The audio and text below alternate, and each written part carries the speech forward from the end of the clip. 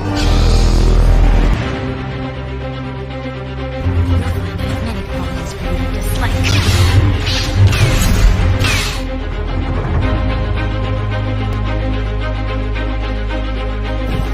vengeance. Wakanda forever! Good evening. Welcome back to the Suit Up Geek Fix podcast. My name is Lo from California. Tonight, I'm joined by a very special guest. I'd like to introduce Dre from the Formal Review. Thank you for coming on, man. What's good? Oh, thanks for having me. So this is a special open conversation, just kind of a film memoriam for the late Richard Donner, who passed yesterday. I didn't think something like that would hit me as hard as it did yesterday, but I had planned to revisit some of his franchise, and I actually grew up with the Goonies, and it was honestly one of my favorite films from my childhood. What do you have any like fond memories about Richard Donner? Any particular films that stick out to you? I mean, Superman, like that. His version of the character, I think, is one of my favorites superhero movies of all time. And then when eventually the sequel that was his cut of the movie came out, it's one of the better superhero movies ever made still to this day. So for me, it's definitely the Superman movies. Awesome, man. Yeah, I agree. I mean, I think he laid the foundation for a lot of what we've seen today, especially in terms of origin stories. So without further ado, I did prepare a little something just to, on the presentation side of things. So hold on really quick. Here we go.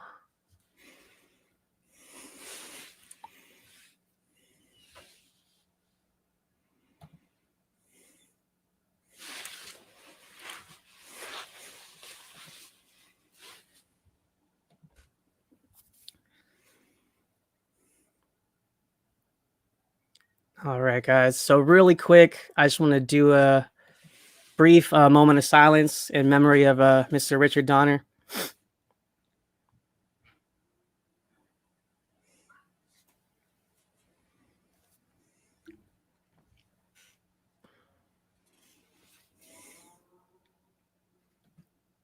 All right, man. So I just wanted to jump right in, man. I grew up, I was obsessed with the Goonies, honestly. My sister showed me when I was like between like 8 and 9, almost like getting close to 10. And I was, about that time you get really adventurous as a child, and their sense of adventure spoke to me. I mean, who wouldn't want to see a treasure map and then, go with your best friends and go underneath your city, your neighborhood, your city, and discover a pirate ship and try to find lost treasure. I mean, that's just such a grand tale to embark upon. Have you seen the Goonies, Dre?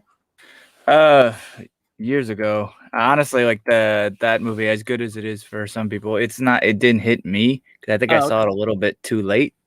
Yeah. And it's nothing against the movie. It's not my thing. I don't think of it as it's not one of my favorite movies. I will say one thing, like it definitely still has is like very Richard Donner like attributes, it's a combination of some like great directors. Obviously you have Donner, Spielberg, and like Chris Columbus, so it's like there's just a lot of good things about it, even though it's not my top of the list, but I respect it. Yeah, awesome, man. Yeah, I mean, I would say it's definitely not for everybody. I actually know a few people that despise this movie, but it's just got such an iconic cast, man. I mean, Corey Feldman was arguably like the face of the 80s, and so many classic pictures like Stand By Me, Lost Boys, The Burbs. You got a very young Sean Astin, who was pre-Rudy, pre-Lord of the Rings. You also got a very young Josh Brolin, who obviously MCU fans remember as Thanos now. And of course, Ke Huy Quan, who played Short Round in Indiana Jones and the Temple of Doom. And yeah, I think you're right, man. The thing with Richard Donner is I think his films have like really strong like friendship connections between characters. I mean, it's very apparent in the Lethal Weapon series, which we'll talk about in a second. His really grand, wide shots, and also like his action set pieces are really what defines a lot of his pictures. I mean, from the entire Lethal Weapon franchise to the Superman films that you love. His action set pieces are very iconic and they're very memorable. From, in this film in particular, I love the slick shoe scene. The opening car chase is a really fun, dynamic way to introduce the whole gang, and a nice opening credit sequence that quickly shows us who each character is in like little snippets while there's this car chase from the antagonists in the film. So yeah, I'm gonna just keep it trucking from here. Like I said, that one's near and dear to my heart. Next up, I wanted to kind of take a look back at the Lethal Weapon franchise. Are you a fan of this franchise, Dre? Any particular one like is your favorite? Yes and no. Like, I think the original one, like, obviously is really good. I mean, I love Danny Glover. Just like, I mean, he for me is really just a great actor. And I mean, I first, funnily, I knew him from Angels in the Outfield first, and then as I got older, I saw a little bit more of his more adult films, such as this, which was obviously a good thing. So, I mean, I think it's like one of the most iconic like buddy cop action movies of all time, and there's obviously a lot of great things about it. The sequels I haven't watched in a really long time. I don't remember a lot of them. Honestly, I remember the fourth one, I think, a lot more and that's just because of Jet Li more or less than anything else. But yeah, that's just my experience with it. What about you? Yeah, that's actually my favorite, man. I'm a huge Jet Li fan, and not just that, but they also added like Chris Rock, and Chris Rock playing off of Joe Pesci. They had like one of the funniest conversations like I've ever seen on film. And you're right, man. In terms of the buddy cop genre, I mean, we wouldn't have things like Rush Hour or, even to an extent like Pineapple Express. Like, I feel like this laid the groundwork for such great buddy pictures. The stoic, about to retire, too old for this shit, Danny Glover. And then you got the maniac, suicide, crazy cop in Mel Gibson, who that first film, he's really out there and really just wild, like telling people to shoot him. And just, he's got that fiery thing in his eyes going on. I actually just recently watched that, rewatched it last night. It's definitely not, it's not as like, it doesn't age well for me just because I prefer the later pictures. Like I also started rewatching the second one, and I just feel like the second one is so much better because they're friends already. I think I didn't like them when they were not liking each other, because it's funny when they're talking shit to each other, but it's also even more funny when they're actually friends in the next second, third, and fourth film. So, Right. yeah, and then the third film they brought in Rene Russo, who became a love interest for Mel Gibson. And I just feel like each sequel, to be honest, I feel like it got better and better the more they added characters and the more their chemistry grew, So, any other thoughts on this franchise, man? I mean, I think you kind of touched on it. Like, it definitely has like a lot of iconic like action film stars before they were before the Expendables came out. Like, there's a reason why like action movies like this is like one of those not cliche, but like quintessential action films when it comes to action stars. Like, I mean, Mel Gibson is part of this for a reason. I honestly don't remember now if Danny Glover was in any of the Expendables. I don't think he was, but yeah. So I think like when it comes to this, like you said, it has a lot of like, especially with a lot of fans of it, and they love it for whatever their own reasons. And similar to the Goonies, unfortunately, it's not at the top of my list again, but I respect it for what they were, because like you said, it established a lot of what the buddy cop, I guess, genre became since then, with the examples that you mentioned. And I think also, I'm not sure how much of it is a credit to Donner himself, but he was really lucky to work with such great screenwriters, I think. Shane Black wrote the first Lethal Weapon. You mentioned Chris Columbus on The Goonies, who later would go on to do Home Alone and the first couple installments of Harry Potter. So, and even just getting production from Spielberg, I think Donner was really, it was awesome that so many people were able to work with him. But I think that's also a testament to him himself. Yeah, and it's like Superman was written by like Mario Puzo too, who did the Godfather movies. So right. Yeah, so I thought a lot of great writers. I didn't even know he wrote screenplays. I thought he was mostly like an author and stuff like that. So I remember seeing his name in the credits, and I was like, "What?" Yeah. So, all right, man. Without further ado, let's kind of get to what I think everybody will remember. R.I.P. to Christopher Reeve as well, man. What an iconic film, man. I'm actually gonna let you take the lead on this, man. So, what are your earliest memories of this particular film, and what is it? Do you think that is just so memorable in terms of superhero and film history? Well, one, I mean, this is like, especially when it comes to film history. I mean, back then, like making a human being fly, like making that believable at the time is a big step that like somebody had to take in trying to put on Superman. Like you had like the black and white TV series. I don't remember, but like this was the first big blockbuster movie that like really tried push practical effects of trying to make it look like a guy flying and being able to trust of it. Like, yeah, like Superman himself like represents obviously the quote unquote American way. And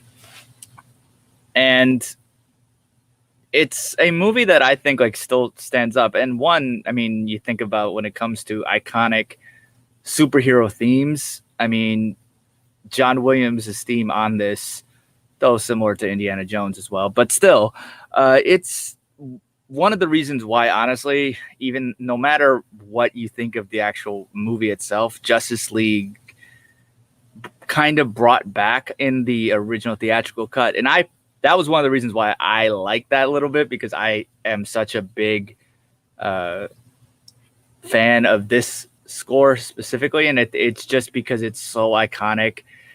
And honestly, I think the film does still hold up a lot. And the first two films, I mean, the ones that are directed by Richard Donner, I think are very, very, very good. I mean, Christopher Reeve is Superman in my eyes, no matter where the DCEU goes from here. I don't know when it comes to the next John Abrams version of the story, but wherever it goes, to me, Christopher Reeve, like I remember watching this on like a VHS copy as a kid and just continuing to watch it over and over again. And it's even though some of the story, like when it comes to like the time travel stuff, is not exactly the most, I guess, scientifically accurate portion of these movies, but I still think it's given also as well when it comes to Christopher Reeve, no matter what happened in the later films, there's a reason why when they eventually did a sequel to the second one with Brandon Routh, the reason why Brandon Routh was cast was because he looked like Christopher Reeve. And he's iconic, and he does a really good job in these movies as the character. The writing could be better in the latter films, obviously, but I think like when it comes to Richard Donner, this is the first two movies are for me like my favorite ones that he's done. And honestly, watching it over and over again, I don't think it gets old. And I think for me, especially now that I'm getting older, and like honestly, when it comes to like parents and stuff like that, the death of John Kent at the beginning of that the first film is more and more powerful as I get older because of how like impactful it is. And I think like honestly, that to me beats what Zack Snyder did, and that's just because of Superman is this character that like has this, I don't know, like all this supernatural powers, but he can't stop biology at the end of the day. And then he just unfortunately has a heart attack and passes away. And I think that to me, that's like one of the things that like as humans, that's something that even somebody who's like an alien will never really truly understand, because they, especially with Superman, who arguably doesn't age. But that, I mean, that's going into too much of the superhero nerdism that I have with that movie. But anyway, point being, Richard Donner, I think, really understood what the Superman character meant, and that's kind of why like those movies still speak to me extremely. Sorry to go on a little bit. What about you? Hey, you're fine, man. Thank you for sharing.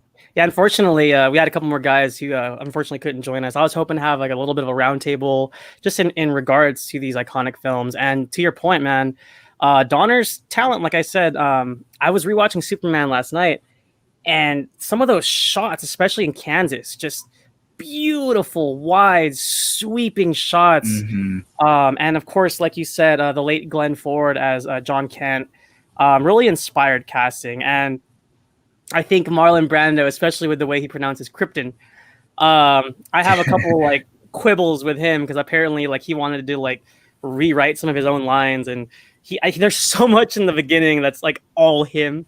And I think I read in the production that was something he requested or something like that. And I think he also gets top billing as Jor-El. But besides that, like you said, man, I think it laid the groundwork for what superhero films could be. I know for a fact we wouldn't have the MCU without Sam Raimi's Spider-Man. We wouldn't have the MCU without X-Men, but we wouldn't have X-Men or Spider-Man without 1978 Richard Donner's Superman.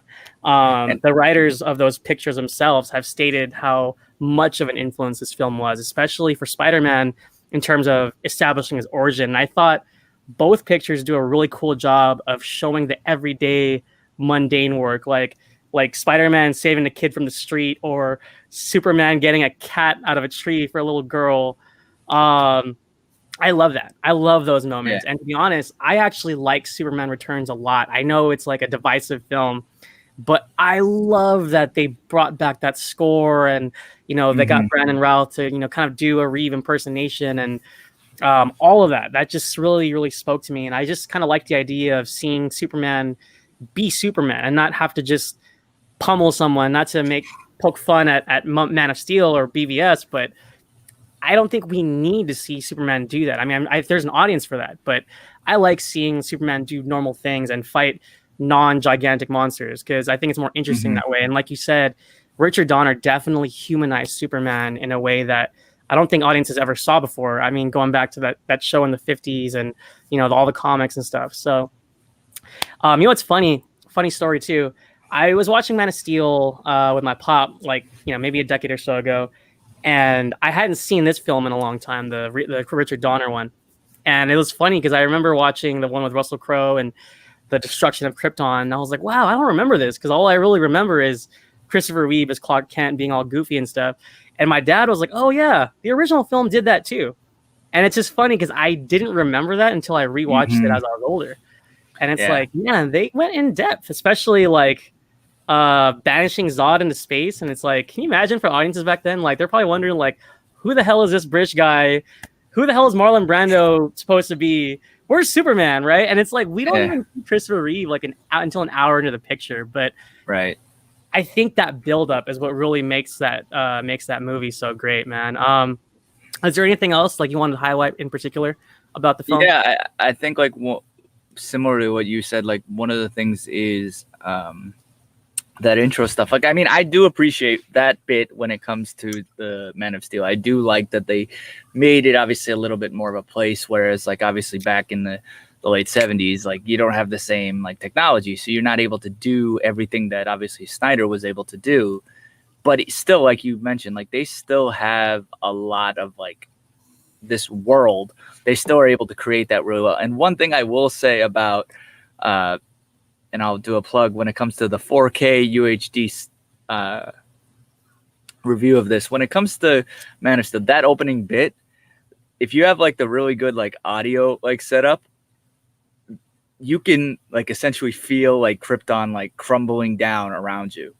It's wildly awesome, and like it really places you in that moment. And that's something that obviously Richard Donner wanted too.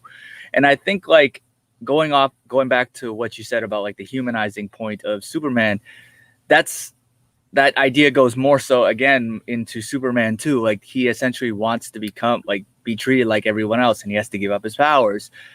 I mean, we see the inspiration of that. I mean, no matter what you think of the movie, the second Wonder Woman film is pretty much Superman 2. Like as a story, like the way it goes, it's the same type of story. And I know Patty Jenkins, at the end of the day, like she has said, like what she's trying to do is kind of recreate the Sam Raimi, like you mentioned it, and also the Richard Donner Superman. I mean, she I really like the Wonder Woman 84. I'm not going to go on a rant here about that movie because I know there are certain people out there that do not agree with me on that. But point being is that Donner's Superman inspired even today's Wonder Woman. An interesting fact that you brought up X-Men, I'm pretty sure that also Donner had a producing credit on the first X-Men movie. I'm pretty sure. And His I think wife, like I that shows. believe. And then he also gave the his genuine approval for Superman Returns as well. Yeah. I saw a clip of him talking about it and how much the writers were inspired by his film, and yeah, he gave his his approval for it. So Yeah. There's like, I mean, there's a reason why I think that like how good of a film that he did. And this is in 1978, going back to what I was saying at the beginning. He essentially not created, but he made a film to where they believe that a person could fly. And like, yeah, there's even some, I mean, yeah, if you really pay attention, you can probably see the wires, but that's honestly what they do in the movie. Like, I mean, what are you going to do back in the 70s? This is the practical effects that they had. yeah, And they made it look realistic. I mean, yeah, compare it, it doesn't quote unquote hold up, but like, I mean, that's the I guess the effects that they were doing back then. And one thing I will say is the romance between him and Margaret Kidder as Lois Lane. That relationship I think is one of the best like superhero relationships that we've ever seen on film. And I think like they have extremely good chemistry yeah, in all of that, and I love that bit of it. So it's like you obviously, and she's a character that is a very strong woman character, yeah, and that's something that I will say that Amy Adams does not do in the Snyderverse. I mean, yeah, again, like that's one of my biggest problems with those films. But Donner, I think, going back, understood, like you said, the character and was able to humanize it. And honestly, as a kid, I really, really like Superman. Yeah, like there's the cheesy bits that some people will hate on or whatever, but I really think that like they haven't sit down and like, I mean, especially with Superman 2, the way how campy, honestly, the non-Richard Donner cut of the film was. Like, I mean, yeah, it doesn't give the same like type of, I guess, similarity as the Snyder cut, but when you really think about it, how crappy the production company basically took out Donner on Superman 2 and turned it into this really campy, really not good movie of how he defeats enemies by throwing a holograph, I don't know what, paper mache version of the S on yeah. He threw his logo, which I didn't even know was a thing, but he's Superman, right? yeah, I mean, yeah, that version of the film is not good. It's campy, and if you really like campy, sure, but it's not good. Yeah, The Donner cut of the movie is so much better. And yeah, I think like again, Donner has done just honestly a lot of great films as we touched on already, so I won't go on anymore. But yeah, I think Donner has done a lot in his career, both on the director side of things, but also his production company through his wife has done really well too. yeah. No, and I think his legacy speaks for itself, man. Yeah, I think we pretty much hit everything. So, with all that being said, man, is there any other of his films that you want to like touch on really quickly before we kind of wrap things up here? A movie that I haven't actually seen in a while, and for a good reason too, because it's creepy in my mind, is The Omen, which I think most people forget that he did that as well, and that's only just because it's so vastly different from Yeah, all the other ones that he's done, and it's like one of the creepiest movies I've ever seen in my life, and I haven't watched it, and I'm not like a religious person when it comes to like strong beliefs and stuff, but movies like that really creep me out. I don't know why, but they do, and they do an extremely good job of it. And it's Gregory Peck at his best. Well, not at his best, but at his like height, almost his height of his career. And like how often do you see a, relatively speaking, a mute child be creepy and that you can't even count Chucky because Chucky's a toy and not mute at all. So like that character like just made that type of hairdo scary. Just any little bit of like childhood is like now completely tarnished because of that. And Richard Donner, like I know him for Superman, not for that. I forget like I said, forget that he directed that, but then yeah, he did. And it's, to me, it's on like the same level of creepiness as like The Exorcist for me.